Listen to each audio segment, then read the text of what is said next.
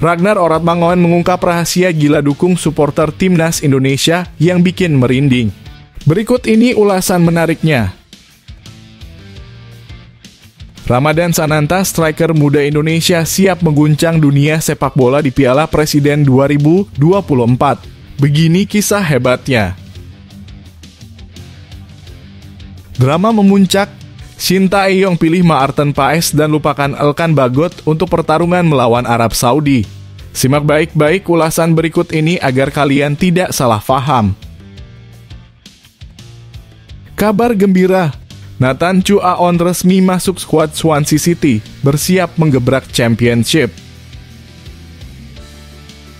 Tom Hyde mengguncang, impian bergabung dengan klub Liga Italia siap susul Jay Edzes. Berikut ini fakta benarnya. Saina Patinama masih bersinar di KAS Open. Meskipun terlewat pramusim, masa depannya semakin cerah. Misi heroik Wilber Jardim, Timnas U20 Indonesia siap guncang Seoul Earth on Uscup. Strategi cerdik PSSI gagalkan misi licik Cina menghadapi Timnas Indonesia. Berikut ini ulasan lebih jelasnya.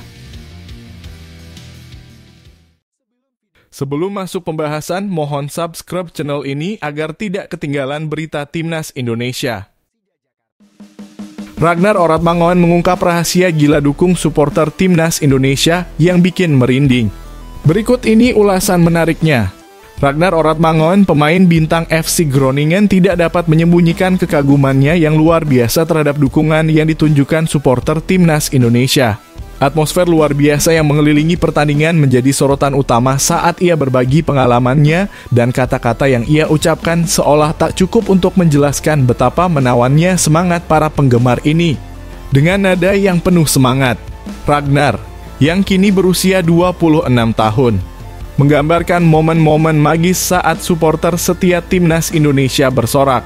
Tak peduli seberapa baik atau buruk performa para pemain di lapangan.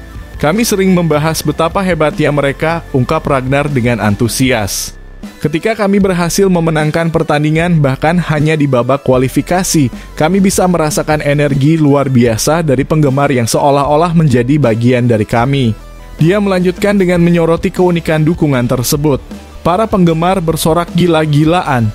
Cara mereka berkomunikasi satu sama lain seolah-olah sudah membayangkan apa yang akan terjadi jika kami mencapai Piala Dunia. Ini adalah hal yang tidak bisa dibayangkan, sungguh sangat sulit untuk mengungkapkan perasaan itu. Bahkan ketika seorang pemain melakukan kesalahan seperti menendang bola melambung tinggi hingga 50 meter di atas gawang, supporter tetap bersorak seakan mereka telah mencetak gol. Mereka bersorak untuk segalanya setiap gerakan kami di lapangan, tambahnya. Supporter Indonesia bukan hanya memberikan dukungan saat keadaan baik, tetapi juga saat pemain jatuh atau terpeleset. Saat kamu terjatuh dan kemudian bangkit, mereka bersorak seakan-akan kamu baru saja melakukan sesuatu yang luar biasa. Perasaan itu sungguh gila, tutupnya dengan semangat. Ragnar juga mengungkapkan betapa atmosfer luar biasa ini membuatnya sulit untuk membayangkan suasana di lapangan. Energi yang kamu rasakan di dalam stadion itu tidak terungkapkan, jelasnya.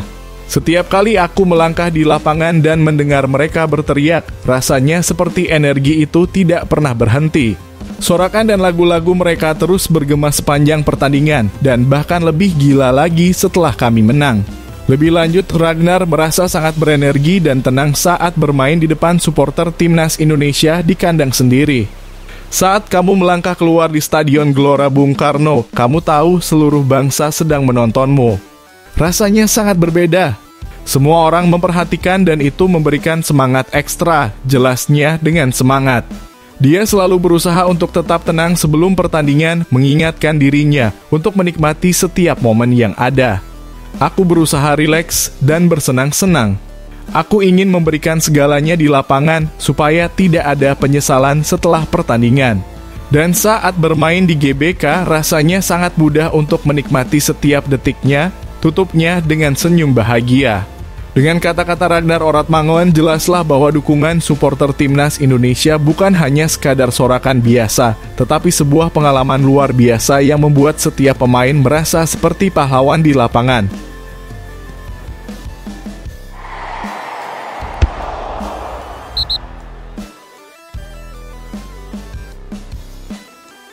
Ramadan Sananta, striker muda Indonesia, siap mengguncang dunia sepak bola di Piala Presiden 2024. Begini kisah hebatnya. Dalam sorotan luar biasa Piala Presiden 2024, Ramadan Sananta, striker bintang Persis Solo, benar-benar meledak bak kembang api. Dengan penampilan yang mencolok, Sananta membuktikan bahwa dirinya layak diperhitungkan untuk dipanggil kembali ke timnas Indonesia. Mengguncang panggung sepak bola Indonesia, Sananta mengukir prestasi gemilang bersama Persis, membawa timnya meraih posisi ketiga yang membanggakan setelah menundukkan raksasa Persija Jakarta dengan skor tipis 1-0 pada Sabtu di Stadion Manahan, Solo, berkat gol spektakuler dari Ricardo Lima. Di usia yang masih sangat muda, 21 tahun, Sananta menunjukkan produktivitas luar biasa. Dalam 5 pertandingan, ia berhasil melesakkan 3 gol yang membuat namanya melambung tinggi di antara para pencetak gol teratas turnamen pramusim ini. Namun, tantangan besar masih menanti. Charles Lokolingoi dari Arema FC, saingan terdekatnya, masih memiliki peluang untuk menambah koleksi golnya di final melawan Borneo FC yang dijadwalkan berlangsung pada malam ini. Dengan semangat juang yang membara, Sananta mengungkapkan bahwa penampilannya yang cemerlang di Piala Presiden 2024 adalah langkah awal yang luar biasa untuk masa depannya. Meski demikian, ia menyadari betul bahwa kerja keras adalah kunci untuk kembali mengenakan jersey timnas Indonesia di bawah komando pelatih Shin Tae-yong. Saya harus berjuang lebih keras lagi.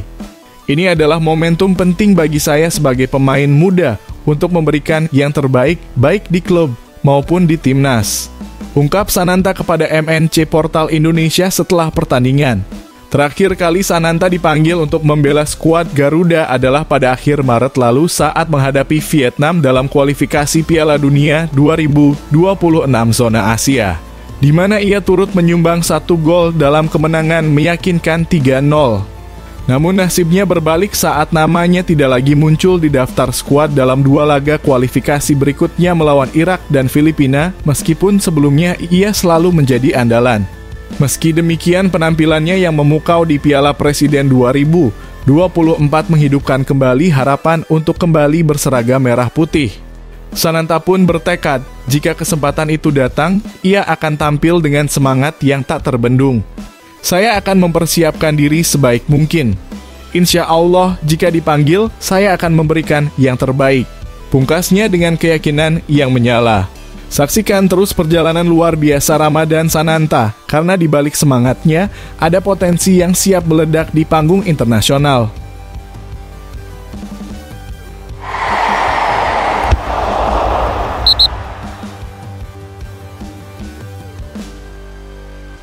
Drama memuncak, Shin Tae-yong pilih Maarten Paes dan lupakan Elkan Bagot untuk pertarungan melawan Arab Saudi. Simak baik-baik ulasan berikut ini agar kalian tidak salah paham. Ketegangan melanda jagat sepak bola tanah air. Pelatih timnas Indonesia, Shin Tae-yong, telah membuat keputusan yang mengguncang, memanggil Maarten Paes dan mengabaikan Elkan Bagot untuk laga krusial melawan Arab Saudi di matchday pertama grup C kualifikasi Piala Dunia 2026 zona Asia. Kabar mengejutkan ini datang menjelang laga penting yang akan digelar pada Jumat 6 September 2024 pukul 01.00 waktu Indonesia Barat. Kabar baik datang seperti kilat di siang bolong. Maarten Paes, kiper yang dinantikan kehadirannya, hampir pasti akan tampil melawan timnas Arab Saudi. Semua ini berkat sidang di Pengadilan Arbitrase Olahraga yang dijadwalkan berlangsung pada Kamis, 15 Agustus 2024. Hanya 3 hari setelahnya, pada Minggu 18 Agustus 2024, hasil sidang akan diumumkan. Jika pengacara PSSI mampu menghadirkan data yang memadai, Maarten Paes bisa meraih kemenangan telak di persidangan, membuka jalan untuk berpindah federasi dari KNVB ke PSSI. Kehadiran Maarten Paes sangat krusial bagi timnas Indonesia dalam mengarungi babak ketiga kualifikasi Piala Dunia 2026 zona Asia. Di babak ini, lawan-lawan yang dihadapi adalah tim berat yang diibaratkan sebagai raksasa Arab Saudi, Jepang, Australia, Bahrain, dan Cina. Hanya 2 tim teratas yang berhak melangkah ke Piala Dunia 2026, sementara tim yang finish di posisi ketiga dan keempat harus berjuang lebih keras di babak keempat kualifikasi. Di tengah harapan besar Maarten Paes untuk memperkuat skuad Garuda, situasi Elkan Bagot justru sebaliknya. Tak ada tanda-tanda hilal yang mengindikasikan kembalinya sang bek ke timnas Indonesia. Hubungan antara Shin Tae-yong dan Elkan Bagot tampaknya masih dalam keadaan panas setelah Bagot menolak untuk bergabung dengan skuad timnas Indonesia U23 saat menghadapi Guinea U23 di playoff Olimpiade Paris 2024 pada 9 Mei 2024. Biasanya pemain yang melanggar disiplin di era kepelatihan Shin Tae-yong diberikan kesempatan kedua, asalkan mereka menunjukkan itikat baik dengan meminta maaf dan berjanji untuk tidak mengulangi kesalahan.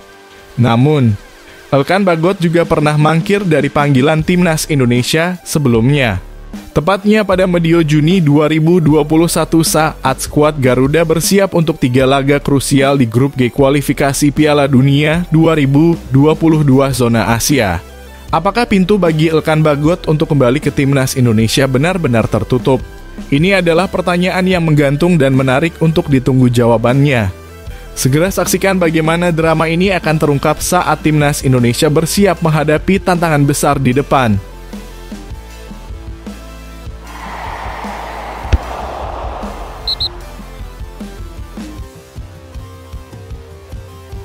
Kabar gembira, Nathan Chu Aon resmi masuk skuad Swansea City, bersiap menggebrak Championship.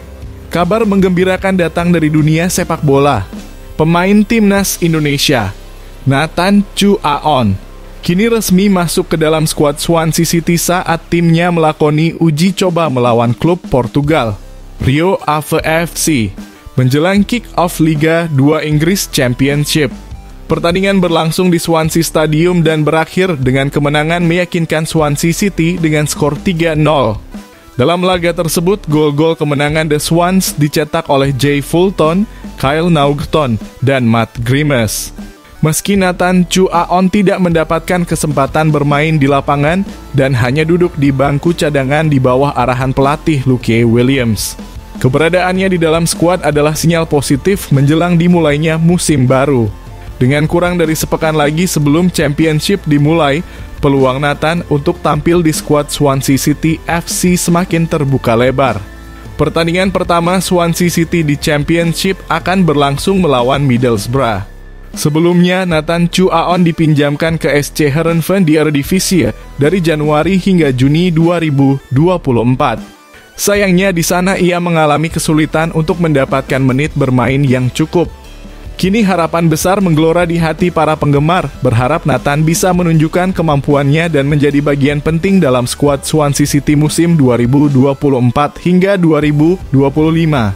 Sejak bergabung dengan klub berbasis di Wales itu pada Agustus 2023 dari Excelsior Rotterdam, Nathan belum mencatatkan debut resminya. Namun dengan kondisi saat ini, semoga musim ini menjadi awal yang gemilang bagi Nathan Chu Aon untuk mengukir prestasi di pentas Championship.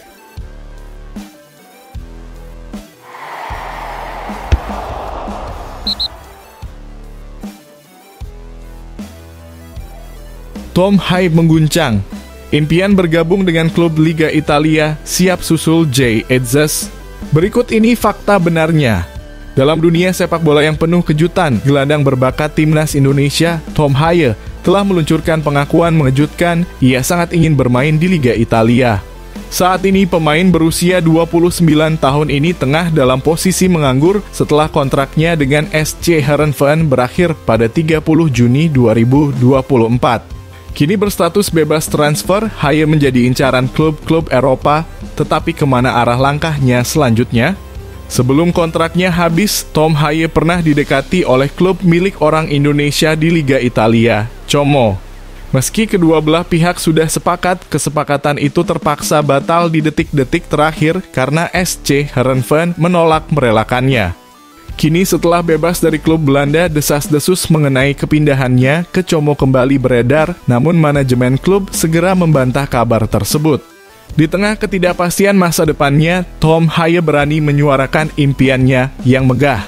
Pemain yang sudah mencatatkan 3 caps bersama timnas Indonesia ini mengungkapkan hasratnya untuk bermain di klub-klub terbaik di Italia, negeri yang ia kagumi.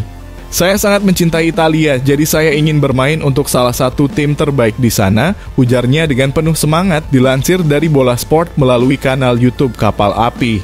Jika impian fantastisnya terwujud, Tom Haye akan menyusul rekannya di Timnas Indonesia, Jay Itzes, yang sudah lebih dulu menorehkan prestasi di Liga Italia sejak musim 2023 hingga 2024.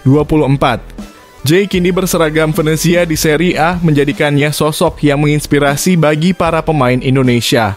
Sampai berita ini ditulis, belum ada tim Italia yang menunjukkan minat terhadap jasa Tom Haye. Namun, jangan lupakan bahwa Italia bukanlah negara asing bagi karirnya. Di tahun 2018, Haye sempat bergabung dengan Lecce, di mana ia tampil gemilang dan berkontribusi besar dalam membantu klub meraih promosi ke Serie A. Meski hanya bertahan semusim sebelum kembali ke Liga Belanda. Dengan cita-cita yang tinggi dan tekad yang membara, Tom Haye siap mengejar mimpinya dan hanya mungkin menjadi bintang berikutnya yang bersinar di Liga Italia. Apakah ia akan berhasil mewujudkan impian ini? Kita tunggu saja perkembangan selanjutnya.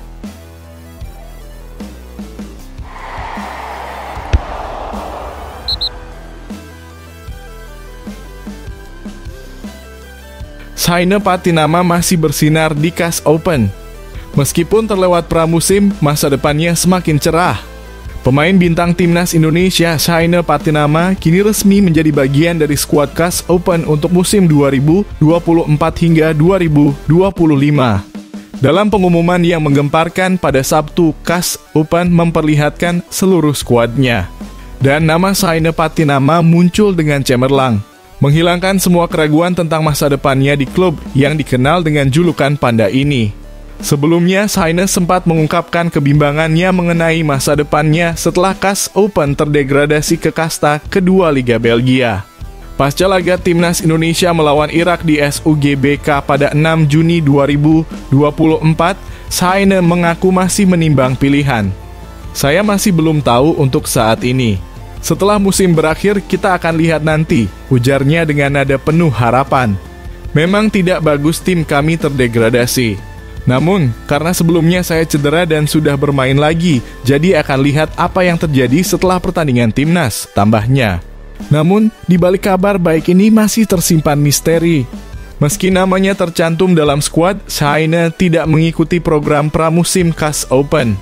Dari pantauan bolasport.com, pemain setinggi 185 cm ini absen dalam 3 laga pramusim CAS Open hingga 2 Agustus 2024 dan CAS Open belum memberikan konfirmasi mengenai ketidakhadirannya. Ada kemungkinan besar bahwa Saina mengalami cedera yang sempat mengganggu performanya pada Maret hingga April 2024 membuatnya absen di 8 pertandingan. Meski begitu, di akhir April hingga Mei, Saina kembali tampil bersama CAS Open meskipun belum pernah menyelesaikan pertandingan penuh. Pada FIFA Matchday Juni 2024, ia bermain 65 menit saat Timnas Indonesia kalah dari Irak 0-2. Dan saat tim Merah Putih menang 2-0 atas Filipina, Saina hanya duduk di bangku cadangan. Saina juga menghadapi persaingan sengit di posisi bek kiri Timnas Indonesia dengan adanya pemain berbakat seperti Calvin Verdonk, Pratama Arhan, dan Nathan Chuaon. Namun, Saina menyikapi hal ini dengan positif. Kompetisi adalah kompetisi. Itu normal. Di klub sepak bola di tim nasional itu adalah bagian dari permainan. Anda hanya perlu bekerja keras dan saling membantu, ujarnya dengan semangat. Dengan perjalanan karier yang masih panjang di depan, semua mata kini tertuju pada Saina Patinama. Apakah dia akan bangkit dari masa sulit ini dan menunjukkan performa terbaiknya di Liga Belgia? Kita tunggu saja aksi gemilangnya di lapangan.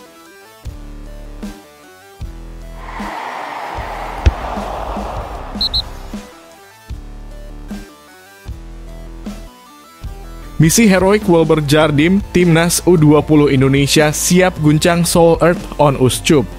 Gelandang berbakat Timnas U20 Indonesia, Wilber Jardim, sedang dalam semangat yang membara menjelang ajang bergengsi Seoul Earth on Ushchup U19 2024. Dalam turnamen yang dijadwalkan berlangsung di Korea Selatan ini, skuad Garuda Nusantara akan bersaing dengan 3 raksasa sepak bola lainnya tuan rumah Korea Selatan, Argentina, dan Thailand. Jadwal yang menegangkan sudah di depan mata, di mana timnas U20 Indonesia akan menghadapi Argentina di Stadion Seoul Mokdong pada Rabu 28 Agustus 2024. Mereka juga akan bertarung melawan Thailand pada 30 Agustus dan Korea Selatan pada 1 September. Dengan optimisme yang meluap, Wilber Jardim menegaskan bahwa jika mereka berhasil menyapu bersih ketiga laga tersebut, nama Indonesia akan bersinar di pentas internasional. Target kami sekarang adalah kerja keras dan bisa juara di sana, serunya penuh semangat. Kami mau menang semua pertandingan agar semua tim tahu siapa Indonesia. Turnamen ini bukan hanya sekadar ajang bertanding. Ini adalah bagian dari persiapan strategis timnas U20 Indonesia untuk menghadapi kualifikasi Piala Asia U20 2025 yang dimulai pada 21 hingga 29 September 2024. Dalam grup F, Indonesia akan bersua dengan Yaman, Timor Leste, dan Maladewa. Laga pertama mereka melawan Maladewa akan digelar pada Rabu 25 September 2024, diikuti dengan pertarungan melawan Timor Leste pada 27 September dan Yaman pada 29 September. Sebelumnya, Timnas U19 Indonesia telah menunjukkan taji mereka dengan menjuarai Piala ASEAN U19 2024 setelah menaklukkan Thailand dengan skor tipis 1-0 berkat gol tunggal dari Jens Raven. Wilber mengaku sangat bersemangat dengan pencapaian tersebut. "Perasaan saya saat juara sangat senang sekali," ungkapnya. "Sejak saya datang ke sini, saya sudah mengatakan bahwa kami akan bekerja keras untuk sampai ke final. Itu yang kami inginkan, yaitu juara." Dia juga menambahkan bahwa keberhasilan timnas U19 di Piala ASEAN tidak lepas dari dukungan luar biasa dari para supporter. "Saya ingin mengucapkan terima kasih kepada para penggemar Indonesia yang selalu mendoakan kami," ucap Wilber penuh rasa syukur. "Semoga kalian percaya bahwa kami juga bisa mencapai kesuksesan." Dengan tekad yang kuat dan dukungan dari supporter, misi Wilber Jardim dan timnas U20 Indonesia untuk mengharumkan nama bangsa di Seoul Earth On Uscup siap dimulai. Akankah mereka mampu mencetak sejarah dan mengguncang panggung sepak bola dunia? Kita tunggu aksi heroik mereka di lapangan.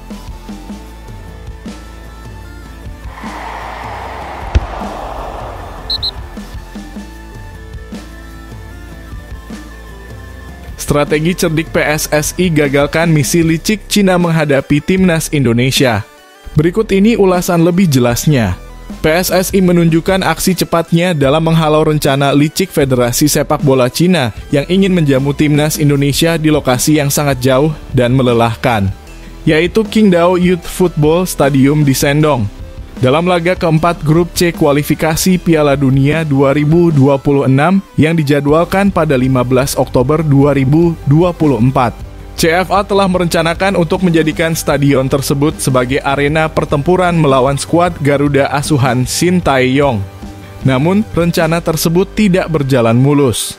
Lokasi stadion yang diajukan oleh Cina ternyata membuat PSSI harus memutar otak dengan cepat, mengingat stadion ini berjarak hampir 7 jam perjalanan dari Beijing, tempat pesawat timnas Indonesia mendarat.